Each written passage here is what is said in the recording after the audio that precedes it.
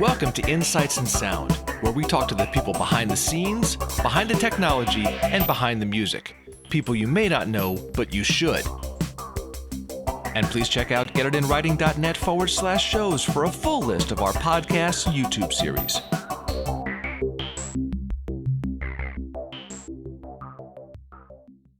Welcome to Insights in Sound live from the NAMM show floor. This panel is addressing the bridge between education and manufacturing, and my distinguished guests are. Actually, I would like you guys to introduce yourselves. I want to get a little bit about your background because your background really colors your perspective on this subject. So, John, let's start with you, and let's talk a little bit about how you came to where you are now, aside from not shaving. Well, my name is John Krivit. I'm a past president of the International Audio Engineering Society, like I think at least one other person here. I'm a professor at Emerson College in Boston. I have a Facebook group called Hey Audio Student that likes to chronicle the events and opportunities available to students really of all ages and levels. And I do some consulting in the area of education with a number of different companies that you've probably heard of. I guess what I really like to do is connect people, and I feel like there's this great value of building a bridge between the educators who are teaching and the developers who are creating the tools that move the technology forward, and I don't know, doing some interesting things like these guys. Yeah. Dr. Jim Frankel. Great, thanks. I taught in the New Jersey public school system for 15 years as a middle school band director, general music teacher, music tech. I did my time, as they say, and the whole time I was doing that, I was very interested in music technology, perhaps more so than swinging a baton in front of kids. So I got my doctorate at Teachers College, Columbia University, where I was hired almost immediately I taught the music tech classes there. So I've been doing that for 25 years. And 15 plus years ago, I was asked by my dear friend Lee Whitmore to take over Soundtree, which was the education division of Korg USA. Dream job. I left teaching, left tenure to work for Korg. Amazing kind of initiation into the corporate world. And then 11 years ago, Bob Wise met me, founder of Wise Music, but formerly Music Sales, and gave me the opportunity of a lifetime to start my own company, which is called MusicFirst. So I'm really pleased to be here today. So I definitely have an even amount of time between in the classroom and in the corporate world. And Jonathan Wyner. My name is Jonathan Wyner, and I am the past president of the International Audio Engineering Society, so I don't know who that guy is. Anyway, no, I've been privileged to sit in that seat. I am currently a professor of music production and engineering at Berklee College of Music. I also have authored and teach a couple of classes for the online school. I've been mastering records for about the last 40 years. I own a business called MWorks Mastering. And until fairly recently, I was the education director of Isotope, where I was charged with thinking about the relationship between the user's learning and product design, and also doing some outward-facing education about company products and about the domain. The way I got here, it's funny, I was a musician, interested in technology, and I went to a little school in South Central Ohio called the Recording Workshop. Fell in love with being in the studio, fell in love with production and mixing. At the end of the course, they asked me to stay and teach. And I discovered how much you could learn by teaching. And that set me on the path that kept me close to education during the course of my career, sometimes more, sometimes less, but that persists to this day. And I encourage everybody out there, if you want to really learn something, try to teach it to someone. And it helps you sort of figure out how to investigate, stimulate your curiosity, and challenge your assumptions about things. It's a great way to develop yourself. Now that brings up an interesting point. A lot of times, the most frustrating thing about teaching it is the way it's designed, because of these counterintuitive type of user interfaces. How can we, as both end users and as educators, how do we make progress with working together with manufacturers to change that? I mean, if I may, it doesn't make sense for every product to be designed in a way that is optimized for education or for learning. There are certain kind of tools that are really designed to stimulate creativity. And the boxes that have two knobs that have descriptors on them that are sort of more adjectives or superlatives that don't really tell you what's happening. You could certainly, undertake ear training on your own, but they're not really going to teach you anything. So, for those developers and manufacturers that are interested in one of the priorities for them is helping their users learn about their work and accompanying them on their user journey, I think it's incumbent upon them to think from the perspective of design about how can we facilitate that for the user. What kind of controls is it important? The best thing that developers can do to foster a relationship with their users to help them learn and grow, and that certainly includes being involved in more formal educational contexts, is to think about how they can design something that does sort of help foster learning outcomes. That sounds kind of dry, but I think for all of us, when we're producing music or trying to learn to do something creative, we want to get better. And when we interact with the technology, if the technology helps us achieve that goal, that's great for the user, and then it's great for the teacher. Because as a teacher, we're trying to abstract some concepts, whether it's about learning how to balance, or whether it's learning how to adjust tone, or whether it's about arranging. And the learning outcomes are somewhat agnostic of any particular piece of technology. So if the technology can help us map, the use of the tech to those learning outcomes, that's a win for everybody. I think one of the biggest challenges that I've seen is the fact that technology has made things so easy for us. Digital audio workstations are to the point where students don't necessarily learn the basics of signal flow because it's all there already. How do you encourage a manufacturer to enable you to teach the basics? Well, I think that's really up to the educator. I mean, I think we have to take tools the way they're designed and figure out how they're going to support the learning outcomes. I want to push back on something you said, which is that things have gotten so easy and that's somehow problematic. To facilitate, to reduce friction in some respects is great and is fantastic. To sort of pick up on this idea about signal flow, what's important about learning about signal flow? There's the concept of gain staging. There's the sort of algorithmic thinking you have to engage in and setting up systems and understanding the interrelationship between these latticed mixers that are embedded in a console. You can teach that a million different ways, and it's important stuff to wrap your brain around. It may not be so important that you learn, about how to run a 9000J or, a very specific piece of hardware. So again, I think you abstract some of that and then you figure out what's important and you carry it forward. At least that's what we do in our classes. To me, the most important thing is knowing the audience, knowing who your audience is. And so I'm from the K-12 space completely. Even though I teach at the higher ed level, my experience with technology and selling technology products is to the K-12 space. And educators have very different needs than engineers that pro audio people have, that pro musicians have. They just need to make their subject more engaging and come alive to their students. So what I've seen firsthand when I first started working at Korg and now where I am now is I first started working for a manufacturer that made products for the pro market and tried to say, well, how do we get this into schools? And so they're like, all right, well, we can get that product, a digital piano, that could probably go into a school. That's the wrong way of doing it, period. You need to know what the teachers need to start. It's often not a great investment of time and money to start building products specifically for school because you don't know what the revenue on the other side's going to be. So what I have been fortunate enough is I built a product from scratch, asking teachers from day one, what is it that you guys need? And we'll build it, which I had an amazing opportunity to do, very rare in our industry.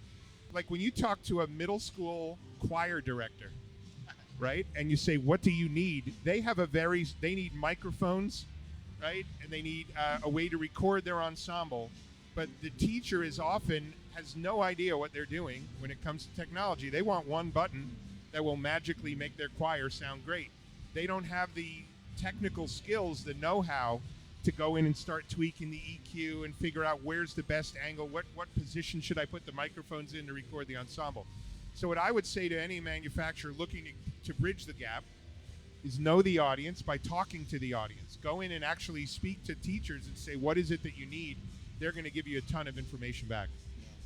I think that's brilliant. And one of the things I've been working on a lot is organizing audio educator advisory groups where I invite college professors and even high school teachers to speak with developers and to talk about technology, but also curriculum and pedagogy, to enlist the educators to come up with ideas, to give feedback, and really feel a sense of ownership of the technology. And I think that these kinds of partnerships, these kinds of bridges have really, they help in so many different ways. And what it does is the benefit for the school is that the school feels a real solid connection with these companies. The benefit for the companies is that they feel like they've got a foothold on some of these campuses, and their technology is being taught. And I think it's kind of all about building this bridge, building this community.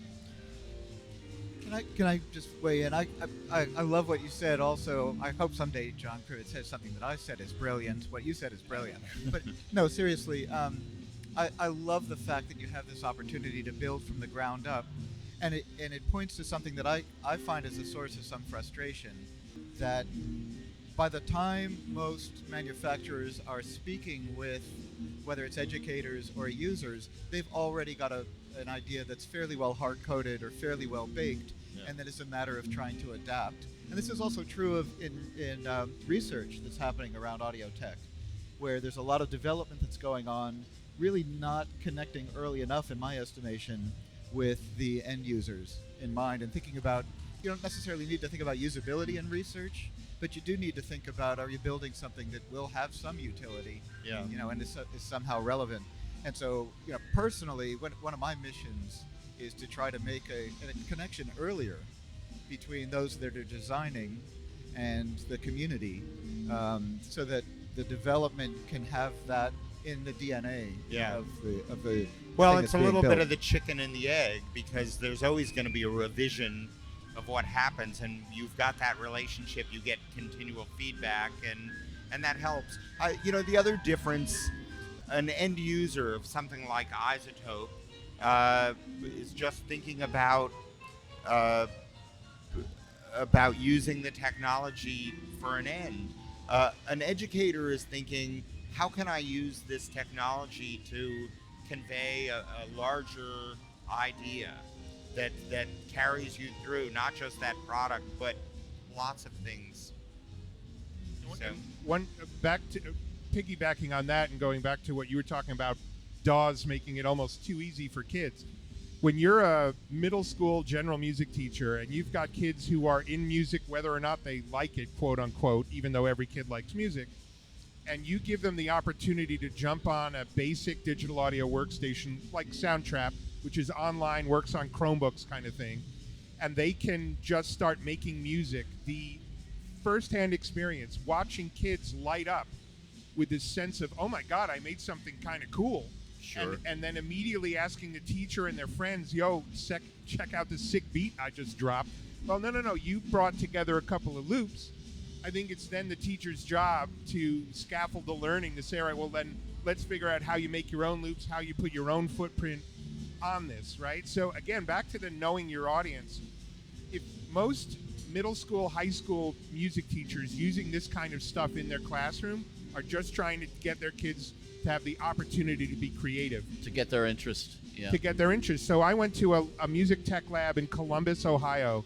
Ryan Van Bibber and amazing. The best, most kitted out lab I've ever seen. Kids are using Ableton Live. They're getting Pro Tools certified. So this is super high end. And I said to him, like, how do you get your kids started?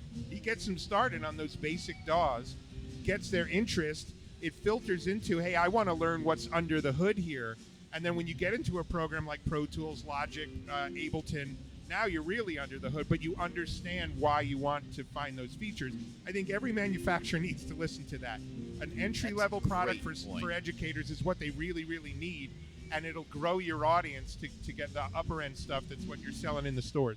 That's a great point. And to that point, you know, when we were talking earlier about that, one of the things that occurs to me also is that we don't really need sure there's a possibility that people want to get under the hood, but we're talking about a different era of making music and a different way of making music and consuming music than, let's say, all of us came up with.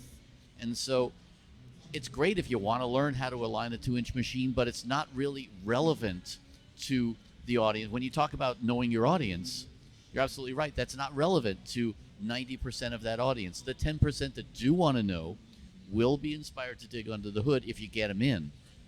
So that's a really good point. Yeah, the one thing that I think is a constant and is the same, I mean, I'm always sort of looking for these threads, you know, that sort of bridge technologies and map the educational journey. I think people want to get better at doing something. I mean, you talk about starting with the basic sort of platform, and then, okay, what's the next step?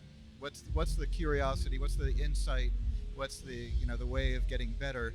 And I think in the sort of development world, that's called the user journey, right? And so, but if you have that in mind from the moment you design something, then you stand a better chance of having a long-term relationship with the user and also building something that facilitates the learning. And what I would jump off of that is that, for example, take podcasting. Easy to understand. You're just talking into a microphone and recording it and disseminating. What I think the user journey is with podcasting, and it happens with teachers, is they often start just by using the built-in mic on a Chromebook, right? Very basic DAW. And then they go, well, I want my podcast to sound like the ones I consume. My mantra... Daniel Keller's. They all want to sound like me. Is kids want to create content in the same medium in which they consume it. They want to make cool sounding stuff. So then they say, well, how do I make my voice sound better?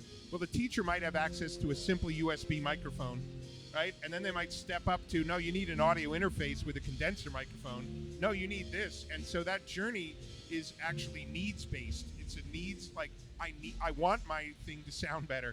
How do I do that? I love that as a concept in education, that's how they're learning. Oh, if you want to sound like, you know, Terry Gross on Fresh Air, use this microphone. That's what she, you know what I'm saying?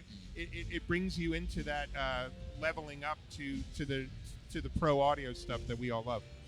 Sure. And it is going to be inevitable that you're going to have, I don't want to call it an attrition factor, but you're going to have a varying levels of interest as to whether or not someone wants to pursue it beyond, hey, check out this sick beat, right?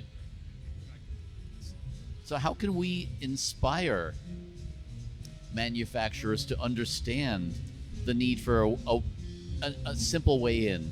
Well, I mean, I think actually some of the work that John is doing is very helpful because he's creating an ecosystem where there are more contact points between users and manufacturers, and some of them are probably seeing some uptake, and some of them are probably getting constructive feedback that says, this is an amazing thing, but I'm not going to put it in my curriculum because, and giving some very specific reasons, and then they can sort of take that information and take it away and come back to it.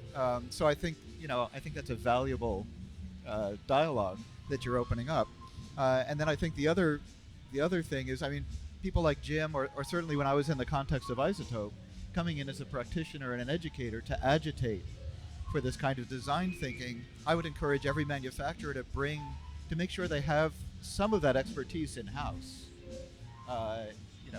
If they're interested, if they see value in it, to facilitate the work. I mean, I really think UX design in the world of software is the place where a lot of this lives. Is it a challenge? Well, no, let me rephrase that. The challenge with manufacturers is the amount of lead time they need to create a product. How do you affect faster change? How do you get that wheel turning quicker? I'll just give you one example. I wanted a very specific keyboard built by Korg for the classroom. I was like, this is going to be perfect. And they said the minimum order is 10,000 units. Can you sell 10,000 units? There you go. There's the problem right there. I said, no, I can't guarantee that I'll send 10. It might take me 5 years to sell 10,000 units. So that minimum order was always the problem, at least in my context there. I love being in the software space side of things because we're much more nimble. It's cheap. Yeah. I mean, the development costs money, but I don't have to, guarantee a minimum of 10,000 units going out the door. One of the takeaways for me about what you're saying is this is not for everyone. It's not for every company. It's not for every stage of development. There's a recognition that companies are in business to make money, and they have to hit the number that they have to hit to keep the lights on. Sure. And some of the products aren't really designed to satisfy our needs. So I think part of the answer is finding partners and thought partners who do sort of prioritize, whether it's for K through 12 or for music production or post-production or whatever, find partners who are interested, and those are the ones that we should be talking with and involved with. I think the overall theme that I'm getting out of this is when developers talk to educators and educators talk to developers, whatever they decide to do, just having that connection is beneficial. There's value that comes out of it. I think that that's something that all of us do in different ways, but I think we push forward the industry that way. If I was going to give advice to all of the manufacturers out there in terms of education, it's helpful advice. It's not a market that you could just jump into and immediately expect tons of sales. It's not how it works. Education sales cycle is usually 18 months between the first time you talk to the customer and the time they buy it. Just from my own experience, right? And if often, not more. If not more, and it's trust. It's getting to know them. It's relationship building. If more manufacturers were just to talk to music teachers first, get an understanding of what they need, and then have the patience to let that strategy actually happen, and not expect all right, for this fiscal year we're going to get this amount of revenue, but instead say this is a 5-year plan, this is a 10-year plan, and we're going to get the education business using our product. Yeah. That is the way to go. And towards that, on the college level, every year, thousands and thousands of young people matriculate into college programs, having yet to develop lifelong brand loyalties. They don't know whether they love SSL or API or Neve. They don't know whether they love Eventide or Isotope. And this is an opportunity to really connect with them, for them to understand who are the brands, who are their heroes. Should they love Rupert Neve? Should they love George Massenburg? The answer is yes to all of the above. Yeah. So there's great value in this kind of dialogue. The other thing I'll add as an incentive to manufacturers is that the students in many cases represent the next wave of, the kids now are growing up with as gamers, and their sort of native language in terms of gesture, in terms of technology, is different from what we grew up with, certainly. And that's probably true of people who are designing products who have been in the industry for 10 or 15 years. Absolutely. And so getting some exposure, and so some of that gets filtered up through educators. I mean, you're talking about a K through 12. These sort of cloud-based, sort of free creative tools that give you that initial stimulus are fantastic. And so it's important to know that and know that paradigm is valuable.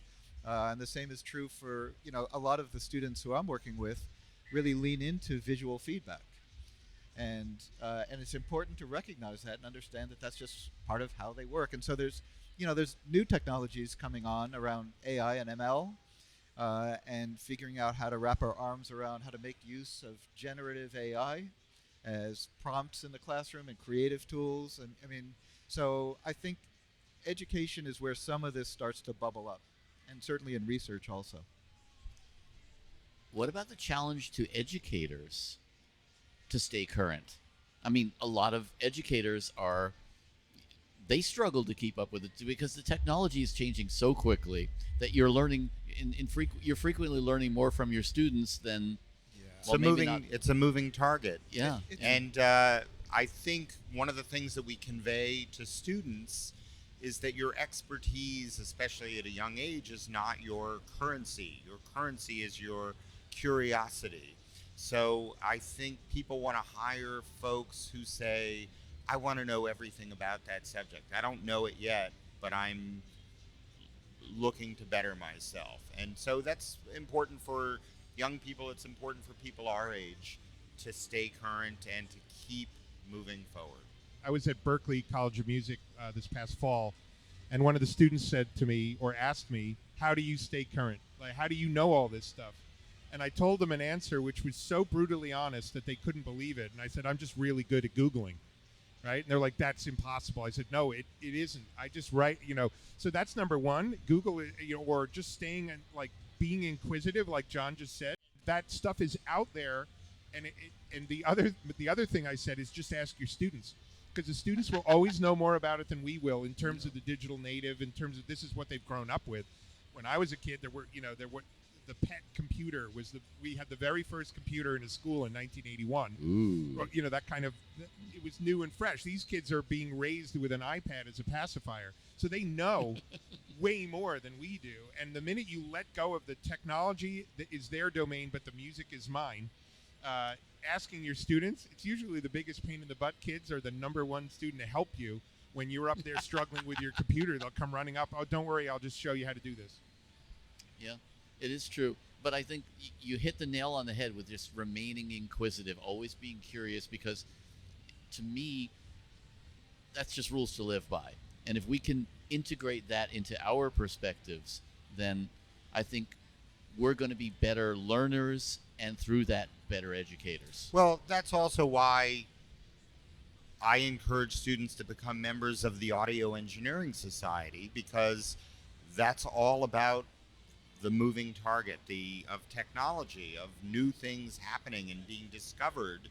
And when a young person shows up at an AES meeting or an AES convention or conference, that says everything about them. That says that they want to up their game, that they want to learn as much as they possibly can, and that's the kind of person that folks want to hire and bring along. The K-12 side of things, there's an organization called Time, which I've Mike been Lawson. a member of since the very beginning. Mm-hmm. Mike Lawson's absolutely fabulous. Shout out to Mike Lawson. There you go. And Time put on a whole bunch of sessions here at NAMM. I did a few. Teachers need to have a support network, a community that they can talk to. Like, how are you doing this? How are you teaching kids strong and weak beat? Because music teachers who get it and figured it out and did the blood, sweat, and tears of equity to get that knowledge love sharing it with other teachers. So organizations like Time are fabulous resources. And I'll also say that I've done a little work with Mike Lawson and Time, connecting the Audio Engineering Society with the great work that he's doing. And I think that a focus for me also is building a bridge between the high schools and the colleges, making sure that students who are doing a tremendous investment in a college education have a better picture of what it is that they're seeking out, that they make good choices. I mean, I do want to go back to the question here, because you identify a real pain point in terms of bandwidth for the educators, and also curricularly across an entire school, identifying what technologies to prioritize, right? Because you could end up trying to herd cats. Sure. If like this person's interested in this sort of new cool thing, and so in general you have to sort of figure out what are the important things to represent.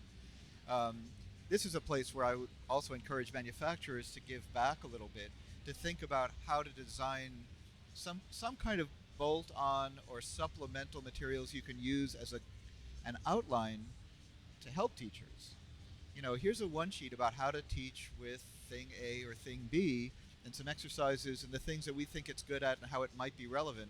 I think that's incredibly helpful, and so rarely done, quite frankly. And I'll also say that there are so many great things that are done by the companies that facilitate wonderful videos that Jonathan's made about everything from sample rate and bit depth and EQ and wonderful things that I show to my students.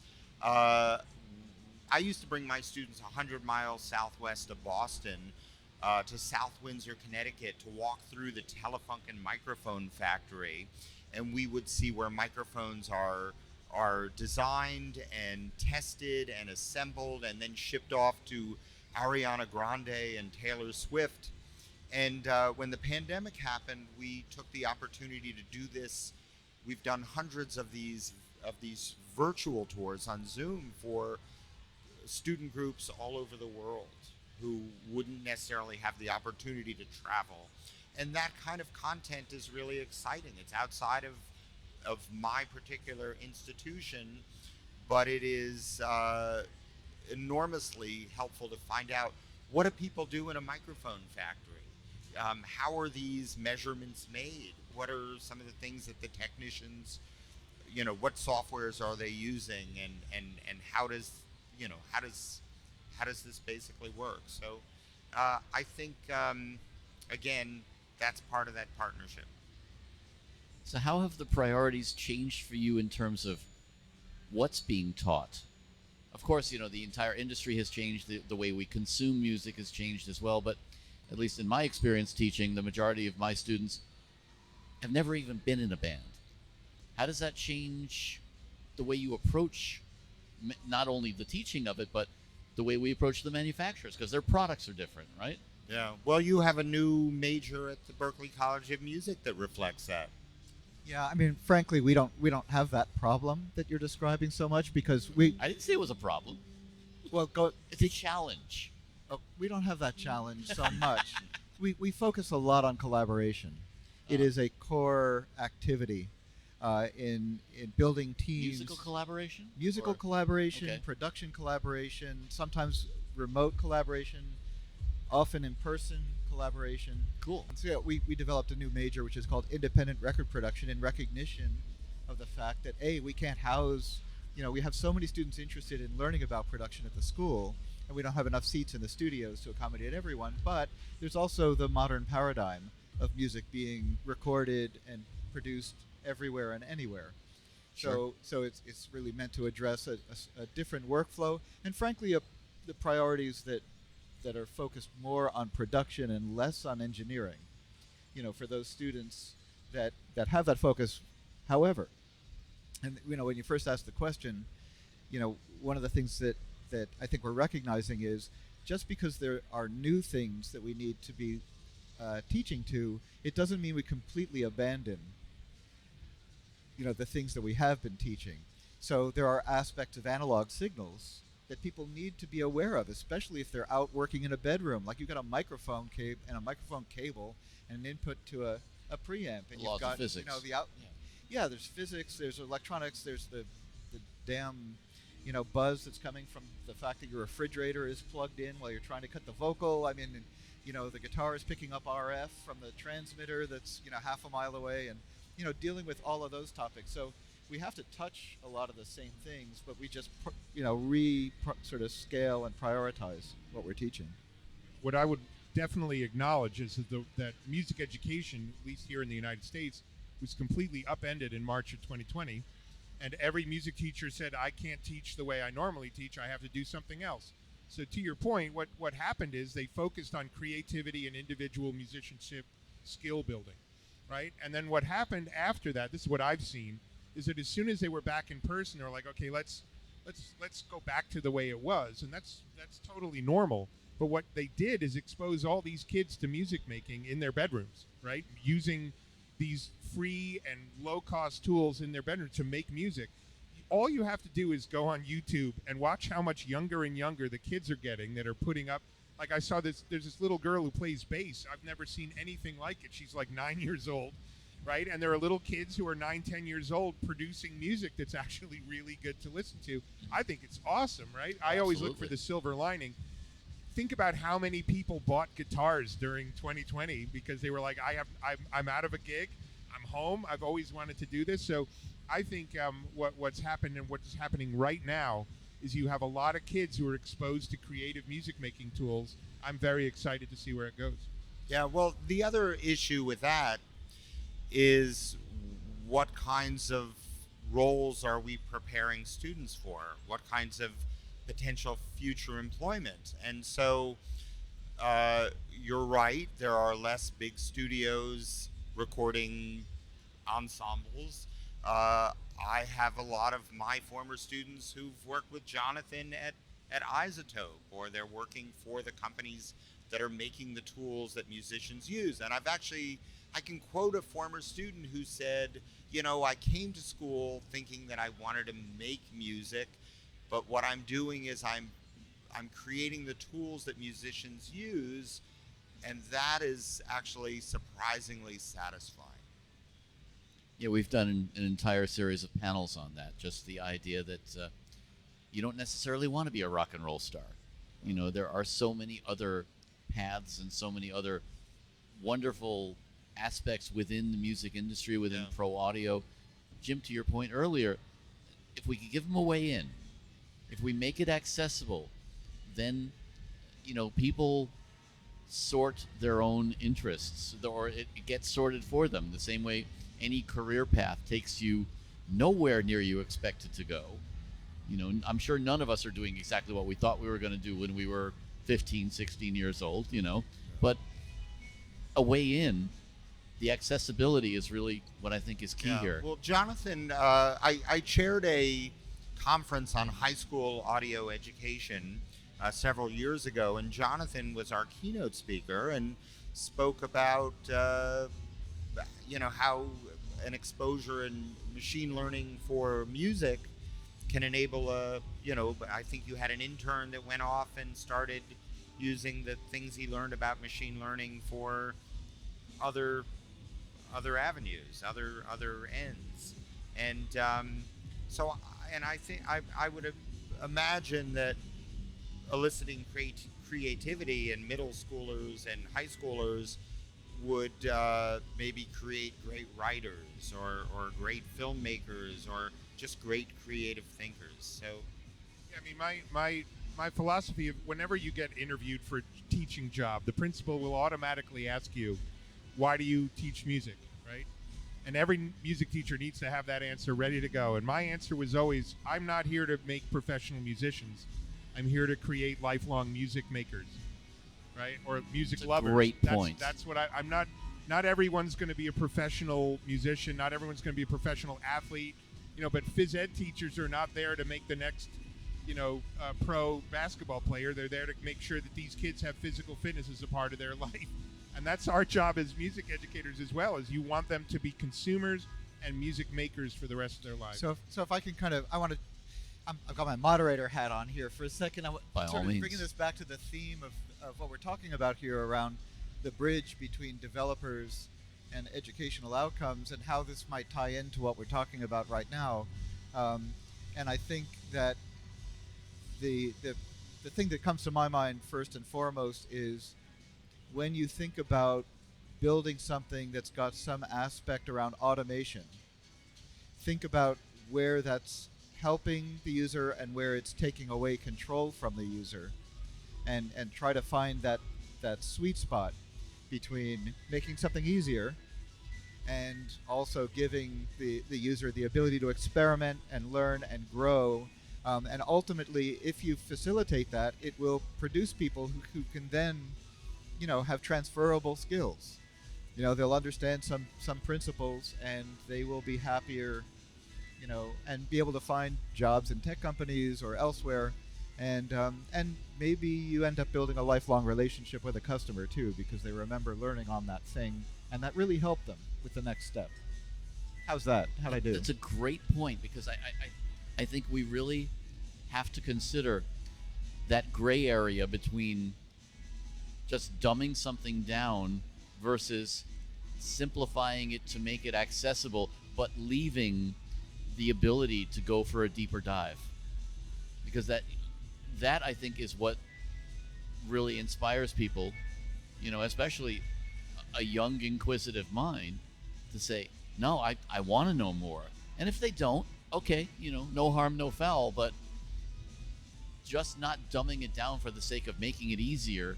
And then, you see this with a lot of apps and stuff like that. They're so stripped down that you don't have the ability to really dive under the hood. And I think being able to give people, it's like GarageBand versus Logic. Get them into it with GarageBand, that's great, but there will be a certain percentage of musicians, artists, students, whoever, who want to know more, who want to be able to stack effects and really understand how to tweak those effects and what they do and all of that. And that's where you open the mind, I think, isn't it? Yes. Absolutely. There's no better way to teach, in my opinion, than having the kid need to know the information. So when they hit the ceiling on something like GarageBand and say, why can't I slow the tempo down? What is going on? Why can't I do that? That's the perfect opportunity for the teacher to go, young Padawan, let me show you this piece of software that does exactly what you're, grasshopper. So each of you has had a lot to do with manufacturers. You want to throw out some closing advice to them, generally speaking? Advice to manufacturers. I mean, just words of encouragement. Well, wait. Before you go there, let me rephrase the question. Let's make it advice to manufacturers, but also advice to educators, because we're talking about two sides of the same coin here, right? Yeah. Changes the whole equation for you, doesn't it? Yeah, I'm thinking John Krivit's going to go first. I think John's microphone has died. What John meant to say is John's microphone is no so longer while they're functioning. swapping out John's microphone, I'll jump in and do a little tap dance. The first advice I would have is that teachers are not the same as consumers. And even though that might sound contradictory, no, they are. The consumers for the music products are not the same. They're not looking at the products the same way that teachers are. Teachers are always looking through the lens of, how will this help make my job easier?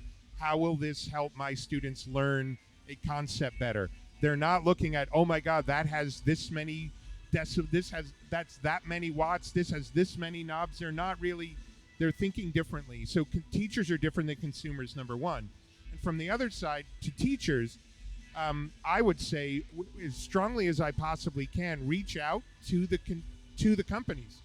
If you have a recommendation, rather than writing a complaint email saying your product is garbage, say instead, hey, I would love to help you figure out a way to make this more usable by educators. You'd be surprised how many people I've told who are teachers who are looking to join the corporate world, who I've said, why don't you just reach out to the manufacturer and tell them you'd like to, speak with them about making their products more educator friendly. Those companies jump all over those opportunities, and it's a great way for a teacher's voice to be heard. So, now that I've got a battery in my microphone, thank you. I'll have a group of maybe 11 or 12 professors with maybe 2 or 3 developers on Zoom, and each one of those professors might have anywhere from 100 to 400 students that they're influencing every semester. So we're really looking at a great group. For the manufacturers, I would say that the educators are great influencers. They're great people to know. They're great people to sustain relationships with. The benefits for your company is immeasurable. It's incredible. And if you don't do it, there's another company that is making that kind of connection for them. That bridge between those groups pays off in really wonderful ways. I'm a big fan of building community, and that's a community that you want to sustain, maintain, and nurture and keep building. It's And let me the just say, benefit is you've great. built an amazing community yourself. Thank Hey you. Audio Student Group, fantastic job. So just have to give you credit. All there, right. Well, man. thank you very much. So I think I would plus one this idea that if you can't think of educators or schools in the same way that you think about consumers, I will say that when you're thinking about the education and the students and the whole ecosystem, thinking about the user journey is a way of tying together sort of business purpose and the relationship with the students and with the educational institutions. And I think that's where it starts to make some sense. I think the other thing that I think is interesting for manufacturers to think about is that the students are a talent pool.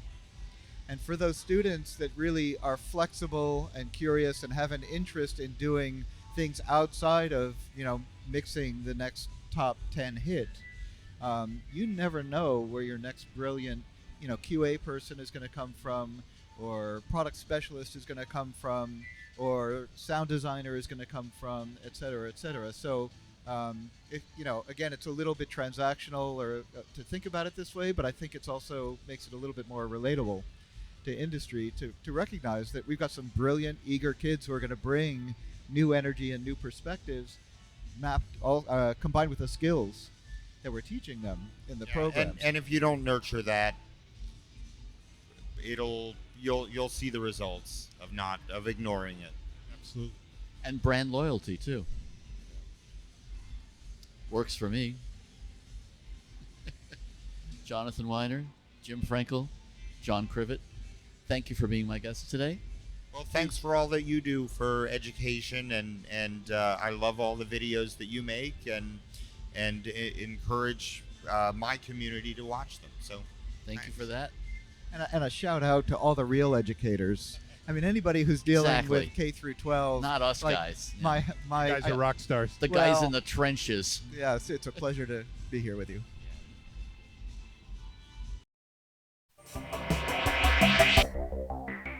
Hey, I'm Daniel Keller. Don't forget to hit the subscribe button and join us each week for Insights in Sound.